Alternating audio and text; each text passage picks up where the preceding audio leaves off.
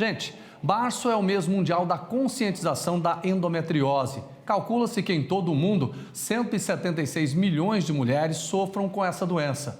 Segundo a Federação Brasileira das Associações de Ginecologia e Obstetrícia, a endometriose atinge um número em torno de 7 milhões de brasileiras, ou seja, 15% das mulheres do país. Apesar desse número de casos ser assustador, conseguir um diagnóstico ainda é um desafio muito comum à maior parte delas. E o diagnóstico precoce pode ser a solução. Por isso, nós vamos conversar agora sobre esse assunto com o médico Maxley Alves, que está falando ao vivo aqui de Goiânia. Doutor, boa noite. Boa noite, eu agradeço a todos aí pela participação. Boa noite, Jodervar. Boa noite, telespectadores.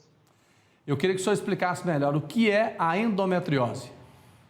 Então, a endometriose é uma doença, ela é caracterizada por um tecido endometrial, ou seja, é um tecido muito parecido com aquele tecido que existe dentro do útero da mulher, que a mulher menstrua mensalmente.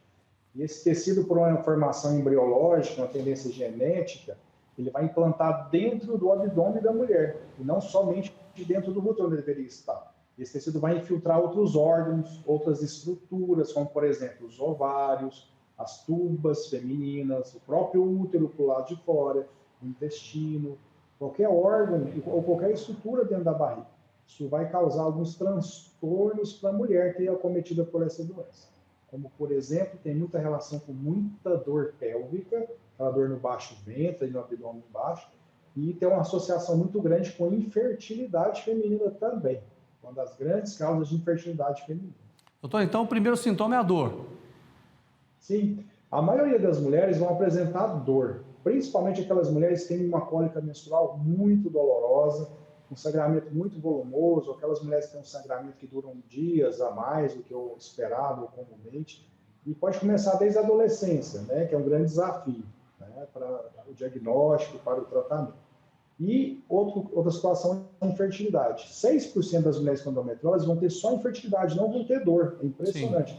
Às vezes, grandes lesões não dão dor, mas a maioria, sim, vai ter uma dor associada. Doutor, se ela começa na adolescência, essa dor não pode ser confundida com a TPM, por exemplo? Sim, é uma questão que gera muitas dúvidas, porque o diagnóstico na adolescência é um pouco complicado. O diagnóstico de endometriose já é difícil de ser realizado, né? Por isso que a gente tem um diagnóstico muito retardado ou tardio, em média de 7 a 10 anos, né? Isso não só no Brasil, mas no mundo todo. Ou seja, a mulher começa com dor, com algum desconforto, ou com quadro vital, demorando em média de 7 a 10 anos para ter o diagnóstico concreto da doença. E na adolescência, isso se caracteriza por cólicas menstruais muito intensas. Então, às vezes, a diferença é aquela cólica menstrual fora do padrão. Né? Procure o seu ginecologista para ter mais informação, às vezes, para poder fazer esse diagnóstico diferencial.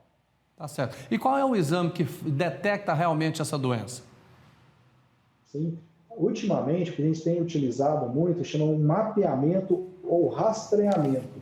São exames muito específicos para endometriose, validados por ultrassom, mas não é um ultrassom comum realizado no dia a dia. A mulher toda anualmente faz ultrassom transvaginal para fazer a sua rotina ginecológica, mas é um ultrassom especial, ele é um pouco diferenciado. E existe a ressonância por preparo intestinal voltado para a endometriose, que também é um padrão de ressonância especial somente para essa doença.